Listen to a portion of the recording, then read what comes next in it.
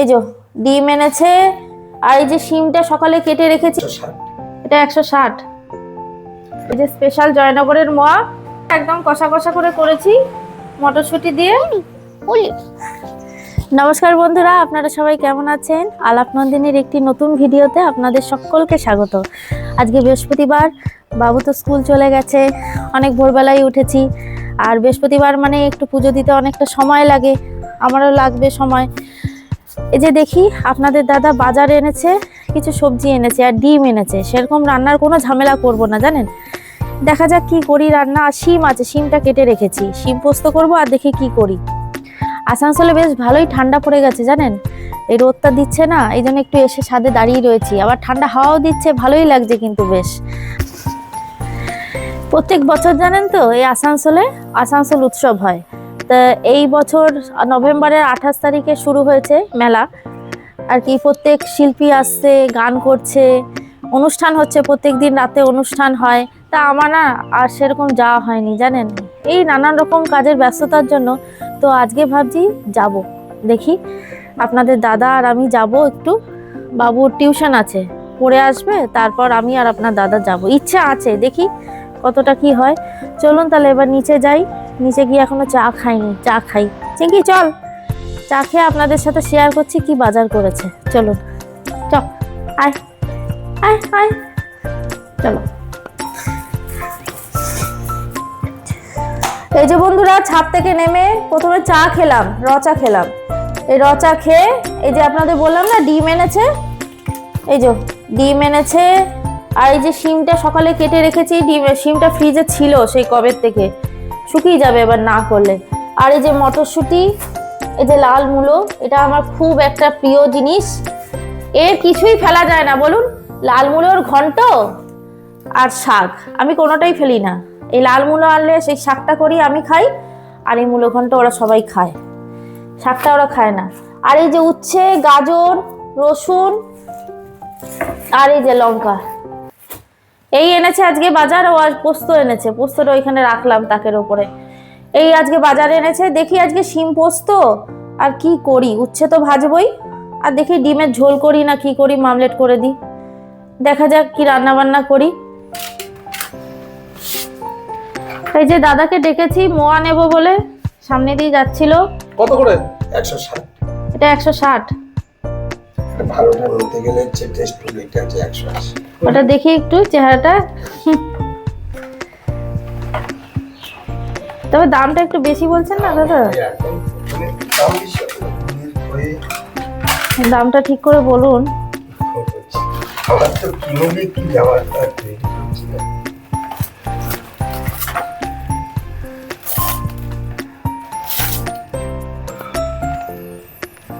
এটা স্পেশাল, একদম স্পেশাল। আচ্ছা, এটা 200 টাকা প্যাকেট। 180, 200 না 180।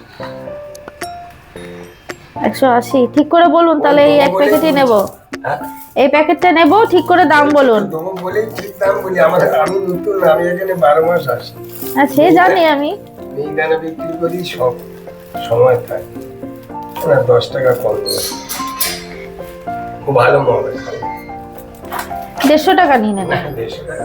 আচ্ছা 160 টাকা কত টাকা? হ্যাঁ 160, 20 টাকা না কথা। 150ই নিন, হয়ে যাবে। আচ্ছা দিন। আচ্ছা,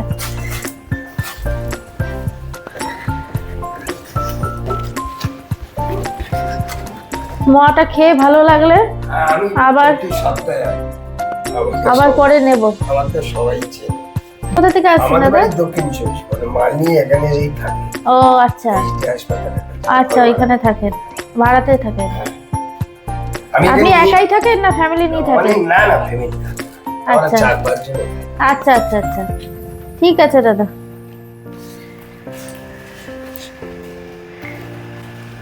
বন্ধুরা, স্পেশাল জয়নগরের মোয়া রেখেছি, দাদা তো বললেন স্পেশাল। এই দাদা প্রতি বছরই আসেন, এনার কাছ থেকে নিই, চেনা মুক্ত, তা খুব ভালোই করে মোয়াটা। এই যে স্পেশাল জয়নগরের মোয়া। বন্ধুরা, আমার এই মোয়া খেতে যে কি ভালো লাগে কি বলবো আপনাদের। এই শীতকালে এই জয়নগরের মোয়া ছাড়া আর ওই নলের গুড়ের রসগোল্লা, এই দুটো আমার প্রিয় মিষ্টি। আর এই যে ডিম কষার জন্য এখানে ডিম সেদ্ধ বসিয়ে দিয়েছি, আস্তে আস্তে সেদ্ধ হোক। আজকে ডিম কষাই করব। আপনাদের দাদা বললো শুকনো শুকনো করে মটরশুঁটি দিয়ে ডিম কষা করো, তাই করব। চিঙ্কি মোয়া খাবি? মোয়া খাবে? ও চিঙ্কি, আপনাদের দাদা খাওয়া দাওয়া করে বেরিয়ে গেল, তারপর আমিও একটু খেয়ে নিলাম। আমি ওই আপনার ভাত, বেগুন ভাজা আর একটু ঘি দিয়ে খেলাম। ভাতই খেলাম সকাল সকাল, একটু গরম গরম ভাত দিয়ে এই খেলাম। আর চিঙ্কি, চিঙ্কি আয়, এই যে জামা কাপড়গুলো নিয়ে এসেছি ছাদে, ছাদে মেলবো।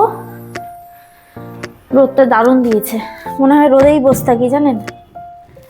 এই যে জামা কাপড়গুলো নিয়ে এসেছি, চলুন তাহলে জামা কাপড়গুলো মেলে নিই, তারপর আবার রান্না বান্না বাকি আছে। তারপর আজকে আবার বৃহস্পতিবার, এই কদিন পুজো দিতে পারিনি আজকে, তাই ঠাকুর ঘর পরিষ্কার টরিষ্কার করে তারপর পুজো দিতে হবে। অনেক কাজ আছে, চলুন তাহলে কাজগুলো করে নিই।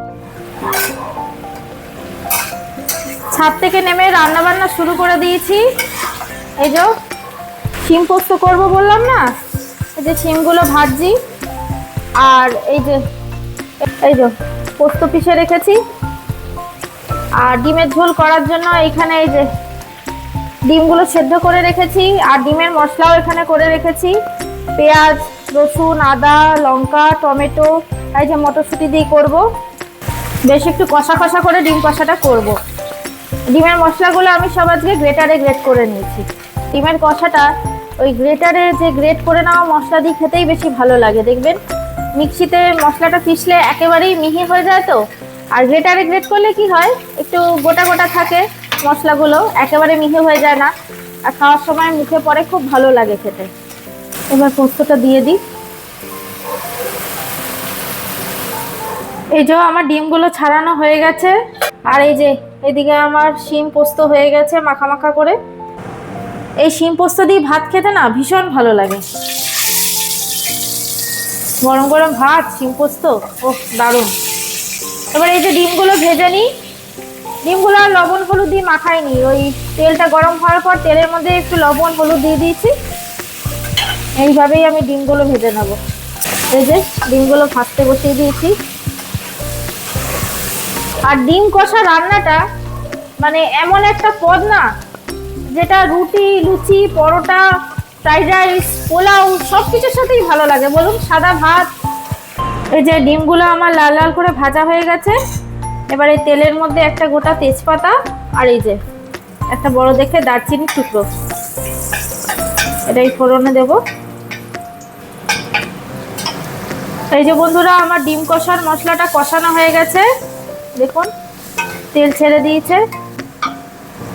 আর এর মধ্যে না আমি একটু মিষ্টিও দিয়েছি, মিষ্টি দিলে স্বাদটা খুব ভালো হয় যে কোনো তরকারি দিই। কষানো হয়ে গেছে মশলাটা, মশলাটা তো কষানো হয়ে গেল। এবার জল দিয়ে দেবো অল্প করে। আর এই যে এখানে ডিমগুলো ভেজে রেখেছি, ডিমগুলো দিয়ে দেবো। একদম মাখা মাখা করে করব।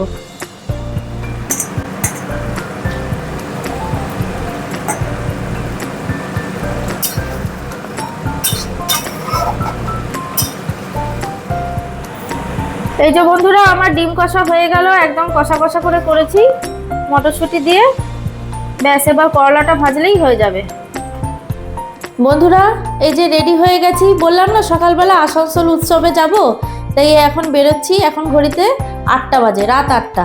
তাই যাই, আজকের ভিডিওটা তাহলে বন্ধুরা এখানেই শেষ করছি। আর মেলাতে কি দেখলাম, উৎসবে কি দেখলাম, সেটা কালকের ভিডিওতে আপনাদের সাথে আমি শেয়ার করব। আজকের ভিডিওটা তাহলে এই পর্যন্তই থাক, দেখা হচ্ছে আবার পরের একটি নতুন ভিডিওতে।